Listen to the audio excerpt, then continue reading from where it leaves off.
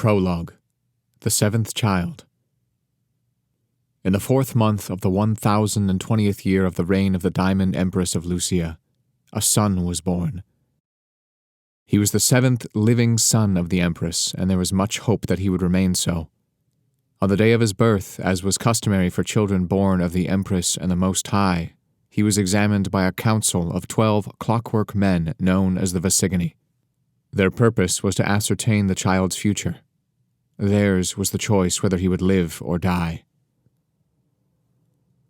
Almost 700 children of the Empress had passed through their hands, as well as several thousand of those born to the women of the Most High. Defects were not tolerated. If the child had been disproportionate, if he had been sick or weak, if his skin had exhibited the smallest blot or sign of mortality, they would have cast him off the edge of the highest tower, there to meet his death as a disgrace to the Empress and an unfit heir. But he passed their scrutiny, and it was whispered that this child, born as the 700th, was the true 7th child, the one to inherit the 7th principality. The boy was sent to live with the Visigini for 7 days, as was customary. He was fed nothing, given nothing to drink, and left to die. On the first day he cried, but this was not uncommon. The Visigini reserved judgment. On the second day he cried still more, but from time to time was silent. The hunger was beginning to affect him, to sap his strength at the moment of life when he needed it most. On the third day he whimpered through the morning hours, begging wordlessly for help and strength from his absent mother. But he would not find help from her, the Visigini thought, with ruthless, mechanical smiles. No, that woman would never help him. On the 4th day there was no noise, and the Visigini began to move about the fortress anxiously, as they always did when sensing the nearness of a death. Those servants who worked in the fortress spread the word, and soon most inhabitants of the capital city of Lucian knew that the child was to die, that the 7th heir was yet to appear, that the child was baseborn after all. On the 5th day the child began to whimper once more, and word blazed through the fortress, this time reaching the ear of the Empress herself. But the Visigini were cautious. Some of the Most High had strains of power from early bloodlines that allowed them to last the first 5 days. Indeed, that was the foundation of the blood mages. No, the child must survive the full 7 days. They waited. Terrible things began to happen in the capital city. Sandral Putnam woke to find her cat Solemn dead as if she'd been gone a week, skin sloughed off her body and maggots bursting from her stomach. Across town, Bellamy Jones walked out of his house the morning on the 6th day and felt something crunch under his foot. He looked down to see 12 vultures lying in a perfect circle in the middle of the street, having dropped dead from the sky in mid-flight. Tim Hightower, a man in perfect health, was found in his bed, eyes wide and staring at nothing, all meaningful signs of life gone, left us nothing more than an empty shell.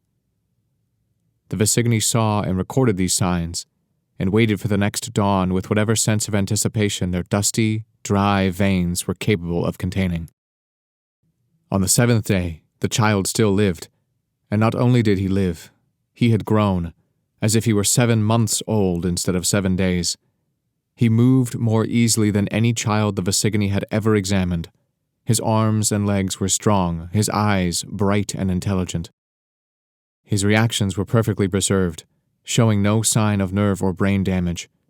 He made no sound now, but his eyes recognized them, and they, who had once been men in an age long gone, felt a supernatural chill run through their dried-up hearts as they contemplated this child with their clockwork eyes and were inexplicably reminded of their own mortality despite the steps they'd taken.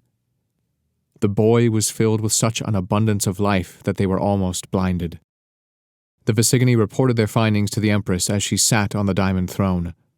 The boy had passed their test. He had survived the 7 days and was therefore a true son if the Empress would have him. So the Empress gathered together her children, the 6 sons and daughters among the 700 she had borne that proved to be of the imperial blood and so had been allowed to live. The children were a spiteful lot, full of all the vices of humanity.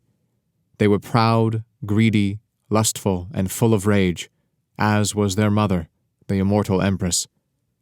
Like their mother, too, they were unaffected by the passage of time, and over the years they fought each other for their mother's love and approval, winning and losing petty battles that destroyed the lives of thousands of citizens of the empire.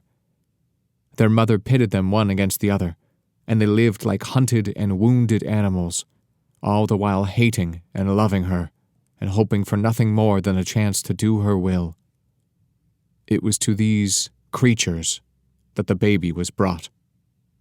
Ricard, the Prince of Lions and eldest son, tested the boy's courage and with great reluctance found him satisfactory.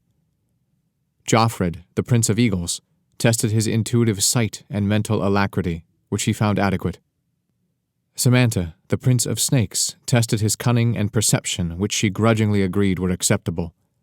Ramael, the Prince of Oxen, tested his strength and determination and angrily growled his approval. Daisuna, the Prince of Wolves, tested his endurance and loyalty, which she confirmed as meeting her mother's standard.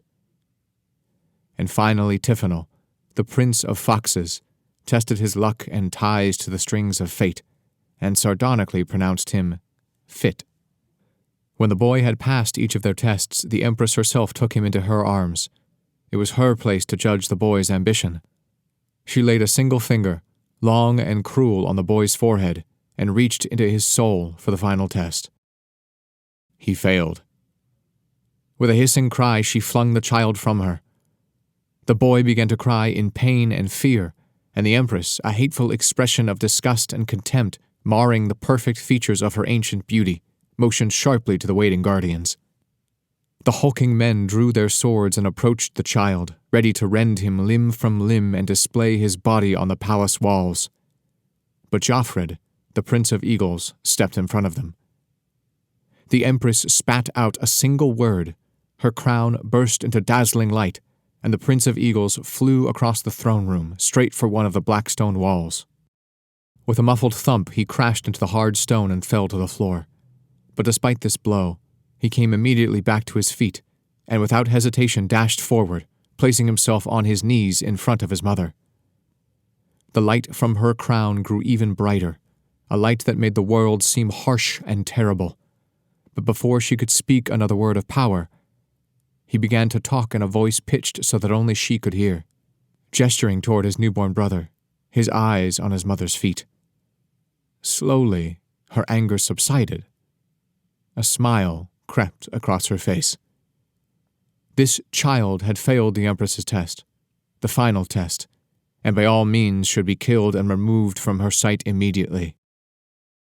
And yet, there was the matter of the seventh principality, the one that must be filled in order for the Empress's rule to endure for another 1,000 years, and for her to ensure the return.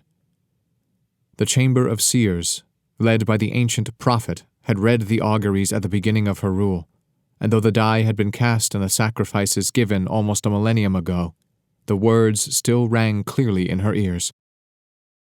There will be a seventh child, a child not worthy of your line. Keep him. Do not cast him out, but around his arms bind your power. Raise him as your own until his 17th name day, in which year he shall be both lock and key to your ambition. Upon that day, and not till then, take his life. For if he lives, so comes the rise of light, but should he die, so comes the fall of night. That living seventh child shall seek to inherit the kingdom of the Vale, and should he claim his right, all your strength shall fail. But if, before the year is out, the child is dead beyond all doubt, you shall reign forever on, for all who might oppose you will be gone. The Empress once more took the child in her arms, watching him carefully. It was not uncommon for prophecies to require sacrifice to be made. In fact, for such a thing as the return, a great sacrifice was only to be expected. Was this boy the answer? She tested him again, delving his mind for ambition, testing his fitness for the office of the seventh principality. Again, she found him lacking. A smile curved across her face, etching itself like acid upon a stone sculpture of beauty. None other knew the prophecy, nor the one that followed, but for the Prince of Eagles, who was entrusted with keeping all of the prophecies that the Chamber of Seers had read. He was bound to silence with ancient vows of power. He would not reveal her plans. She raised the child above her head and held him as he squirmed pathetically in her firm grip. Her brood watched from under darkened brows. Would she cast him down, or would she raise him up? That day, word went out across the empire that in the fortress of Lucian a son had been born and claimed. The Prince of Ravens, the herald of the end times and keeper of death, lived and breathed in the dark city of Lucian.